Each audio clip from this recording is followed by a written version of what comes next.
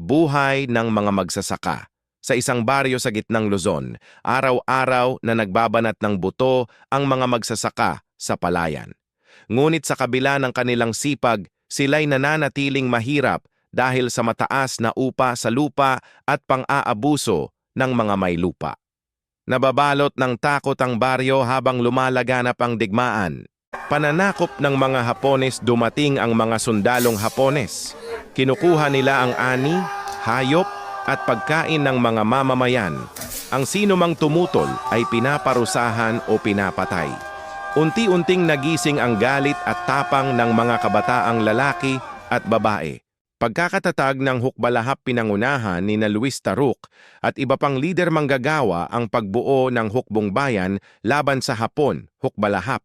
Isa sa mga unit na nabuo ay ang Squadron 77, binubuo ng mga magsasaka, manggagawa at kabataan na nanumpang ipagtanggol ang bayan.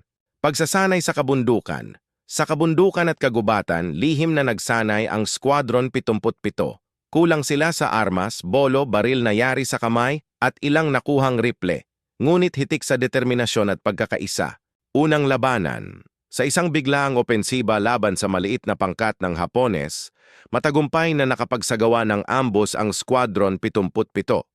Nakakuha sila ng armas at nagkaroon ng lakas ng loob na ipagpatuloy ang pakikibaka. Tagapagtanggol ng mamamayan, naging tagapagtanggol ng mga baryo ang Squadron 77. Pinoprotektahan nila ang mga magsasaka, ang ani at ang kababaihan laban sa pang-aabuso.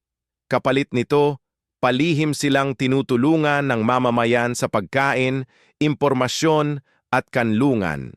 Pagkawala at sakripisyo, sa isang malawakang opensiba ng kaaway, maraming kasapi ng Squadron 77 ang nasawi at nabihag.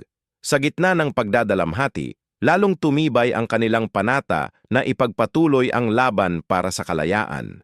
Paglapit ng paglaya nang bumalik ang mga puwersang Amerikano at Pilipino, humina ang kapangyarihan ng mga Hapones.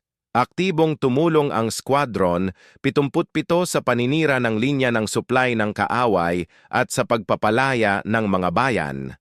Ang trahedya sa Malolos matapos ang pagbagsak ng mga Hapones, inakala ng Squadron 77 na matatanggap nila ang pagkilala bilang mga mandirigma ng kalayaan.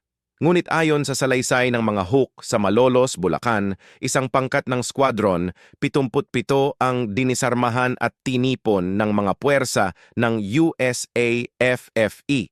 Sa halip na tanggapin bilang kaalyado, sila ay pinagbabaril at minasaker. Marami ang namatay, mga dating lumaban sa Hapones, ngayon ay itinuring na kaaway ng bagong kaayusan.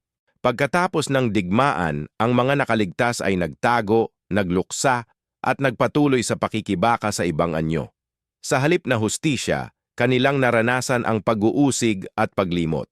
Gayunpaman, nananatili sa alaala ng masa ang kanilang sakripisyo. Pangwakas ang Hukbalahap Squadron 77 ay sagisag ng tapang, pagkakaisa at trahedya, mga karaniwang Pilipinong lumaban sa dayuhang mananakop at kalaunay na biktima ng magulong politika pagkatapos ng digmaan.